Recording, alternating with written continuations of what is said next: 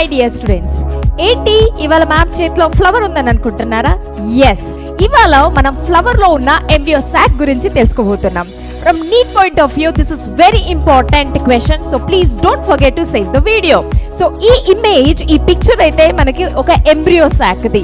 ప్రతి ఒక్కటి ఎంబ్రియో సాక్ కి 2 ends ఉంటాయి. ఒకటి చలాజల్ ఎండ్, ఇంకోటి మైక్రోపైలర్ ఎండ్. చలాజల్ ఎండ్ లో 3 యాంటీపోడల్ సెల్స్ ఉంటాయి. మైక్రోపైలర్ ఎండ్ లో మనకి 2 సినర్జిడ్స్, ఒక ఎగ్ సెల్ ఉంటుంది. అండ్ ఈ కంప్లీట్ బిగ్ సెల్ ని మనం సెంట్రల్ సెల్ అంటాము.